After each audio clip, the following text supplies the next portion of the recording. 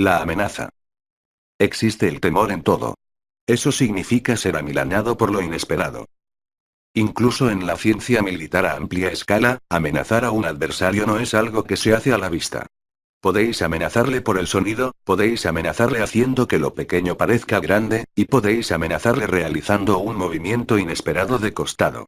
Estas son las situaciones en las que se produce el temor.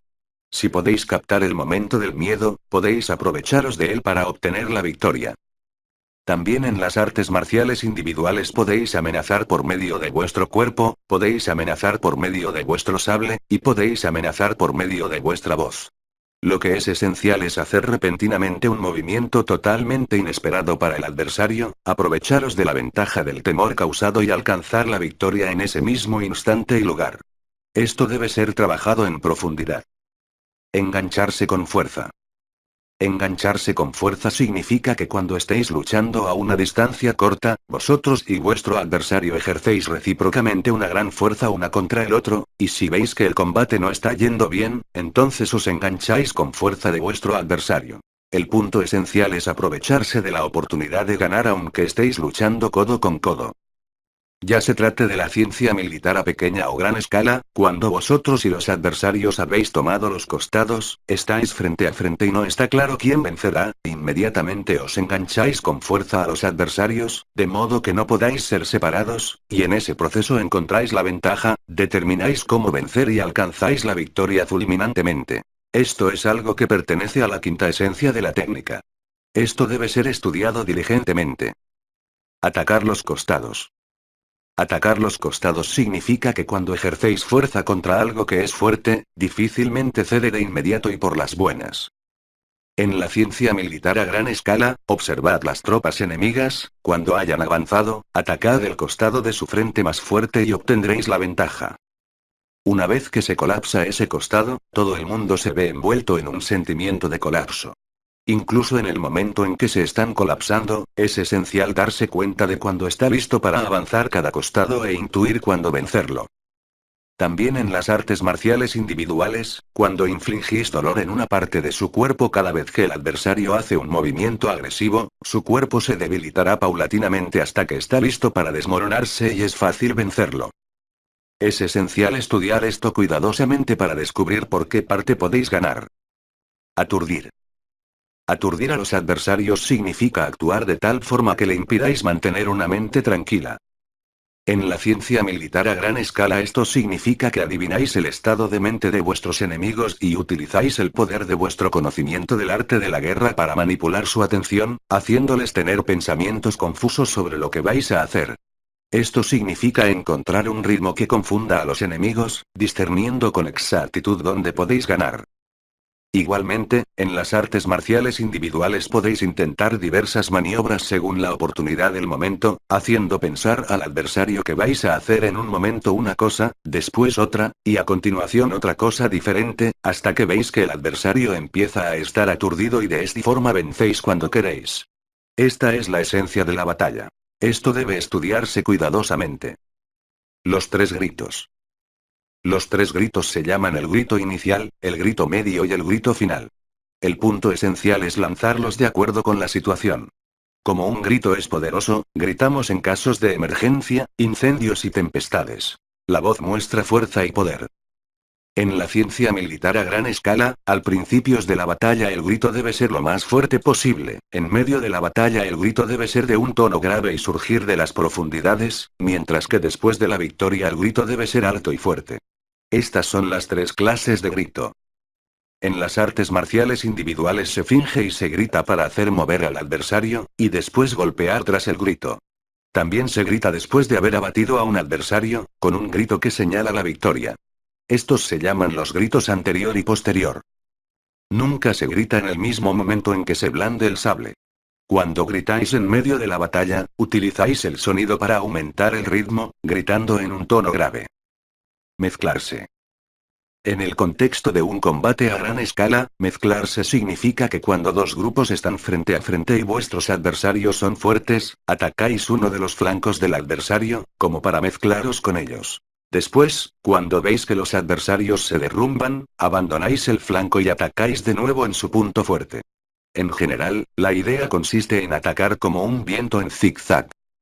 Esto es también fundamental en el contexto de las artes marciales individuales, cuando os enfrentáis solos a un grupo de adversarios.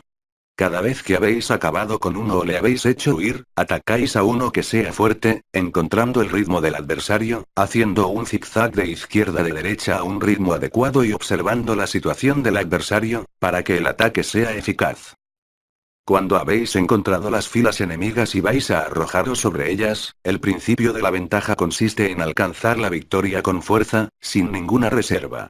Este estado de espíritu también se aplica a la situación en la que os estáis acercando a un poderoso adversario en un combate individual. El sentido de mezclarse consiste en sumergirse directamente en medio del adversario sin vacilar en vuestros pasos. Esto debe ser distinguido con atención. Aplastar. Aplastar exige un estado interno de querer aplastar, como cuando se imagina uno que el adversario es débil y así uno se hace fuerte, para conseguir vencerlo. En la ciencia militar a gran escala, esto significa mirar por encima del enemigo cuyo número es pequeño, o incluso si son muchos, cuando los adversarios están desmoralizados y debilitados, concentrad vuestra fuerza en aplastarlos y así los neutralizaréis. Si vuestro aplastamiento es débil, puede volverse contra nosotros. Tenéis que distinguir atentamente el estado de espíritu en el que disponéis claramente del control cuando aplastáis. Igualmente, en el contexto de las artes marciales individuales, cuando vuestro adversario no tiene la misma capacidad que vosotros, o cuando su ritmo decrece, o cuando empieza a retroceder, es esencial no dejarle recuperar su aliento. Neutralizadlo sin tan siquiera darle el tiempo de parpadear. Lo más importante es no permitirle que se recupere. Esto debe ser estudiado muy cuidadosamente. El cambio de la montaña y el mar. La montaña y el mar significa que es mala táctica hacer una y otra vez lo mismo. Tal vez tengáis que repetir algo alguna vez, pero no debe repetirse una tercera vez. Cuando intentáis alguna táctica sobre un adversario, si no funciona la primera vez, no obtendréis ningún beneficio precipitándoos a hacerla de nuevo. Cambiad vuestras tácticas de manera abrupta, haciendo algo completamente diferente. Si todavía esto no funciona, intentad alguna otra cosa. Así pues, la ciencia de las artes marciales implica la presencia del espíritu para actuar como el mar, cuando el enemigo es como una montaña, y actuar como una montaña, cuando el enemigo es como el mar. Esto exige una atenta reflexión. La desmoralización. Cuando luchéis con un adversario y estéis ganando gracias a vuestra habilidad en esta ciencia, vuestro adversario puede todavía hacerse ilusiones y, aunque parece que está vencido, por dentro todavía se niega a reconocer la victoria. Desmoralizadlo en estos casos. Esto significa cambiar vuestra actitud repentinamente para impedir que el enemigo siga manteniendo dichas ilusiones. Así lo principal es ver que los adversarios se sienten derrotados en el fondo de su corazón. Podéis desmoralizar a la gente con armas o con vuestro cuerpo o con vuestro espíritu. No debe ser entendido esto solo de una vez. Cuando vuestros enemigos se han desmoralizado totalmente, ya no les prestéis atención. Por lo demás, permaneced atentos. Mientras que los enemigos tengan ambiciones, difícilmente se desmoronarán. Tanto en las artes marciales a gran escala o a pequeña escala, la técnica de la desmoralización debe practicarse en profundidad. Renovarse. Cuando estáis combatiendo contra los enemigos, si tenéis la sensación de estar estancados y de no hacer ningún progreso, abandonad vuestro estado de ánimo y pensad en vuestro corazón que estáis empezando algo nuevo. Cuando conseguís el ritmo, ya sabéis cómo ganar. Esto es renovarse.